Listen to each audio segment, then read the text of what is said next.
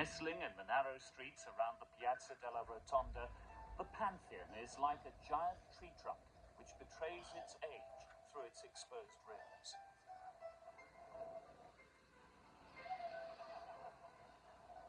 Originally, this location would have been the Campus Martius and would have been equally as crowded, with offices, public baths, and temples. Entering its domed interior would have been like stepping from chaos into serenity. This awesome building spans the centuries not as a dead relic, but as a living building, constantly maintained, constantly growing.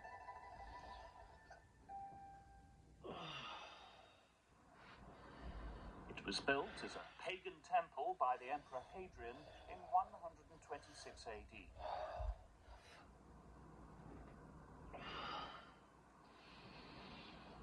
Perhaps not surprisingly, because it is the best preserved of all Roman buildings anywhere in the Roman world, the Pantheon has been subject to the debate ever since the Renaissance. It's particularly unsatisfying to trained architectural eyes because there seems to be a misfit between the porch, the part you go in through, and the circular domed interior. It's also enigmatic in terms of its function. Our literary sources, our ancient sources, hardly mention it at all. It may have been dedicated to all the gods, hence Pantheon. It was also certainly used by Hadrian as an audience chamber. It's certainly not a temple in the normal Roman sense of the word. Because it's circular and domed, and because its light comes through the central part, it's also been invested with a certain cosmic significance. And a lot of debate is really concerned to what extent there is some sort of grand order in the design of the Pantheon. What's more interesting to me, of course, is that this another 5 seconds. The 19th century, the largest single domed space anywhere. It's larger by a few feet than the Dome of St. Peter's in Rome and the Dome of Christopher Wren's St. Paul's in London. Pantheon is remarkable on many, many different scores. Apart from being the largest concrete dome in the Roman world, it's also the best surviving Roman building we have.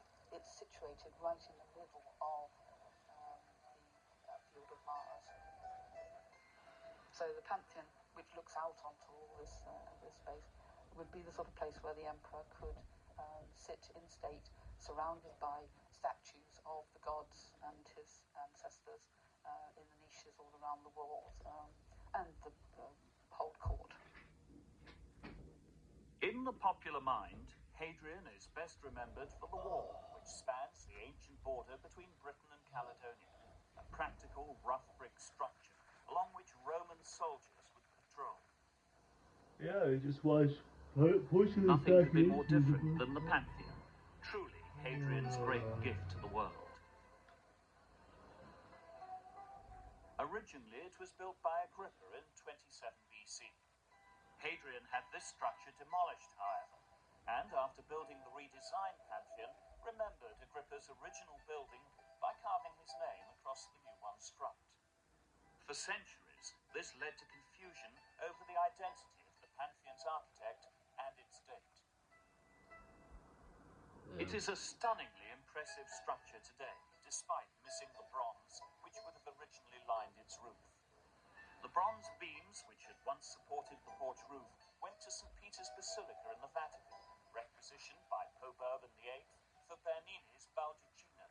Wow. In medieval times, it was converted into a church, and later its porch became a marketplace, where poultry and then fish were sold as late as 1845. Most importantly, it survived. Over the centuries, the ground level surrounding it has risen, so that when one comes across it, entering the square from the winding streets, it appears squat, short, but very broad. It would not have done so at the time, of course. The domed span is larger than that of St. Peter's Basilica.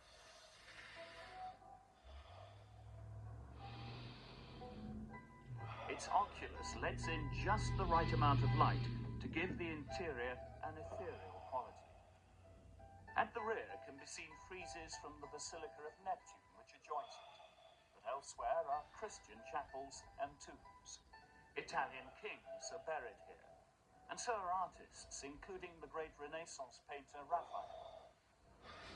This building takes us vividly back to ancient Rome and shows us its best side, the tranquil opposite to the blood and guts entertainments held in the Colosseum, the center of calm in the midst of a bustling city, and perhaps a site of reflection at the heart of an ever-growing, ever-warring empire.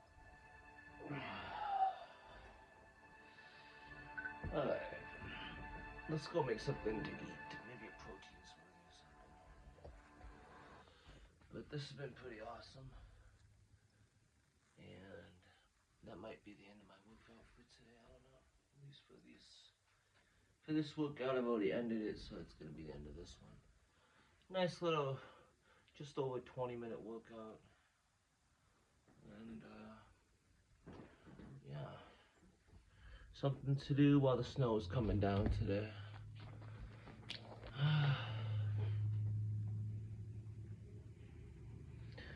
Alright, we'll go get something to eat here. I'm waiting for the pork chops to defrost. Maybe I'll get to have a protein smoothie if I got some stuff for that. Alright, I hope everybody has a good day.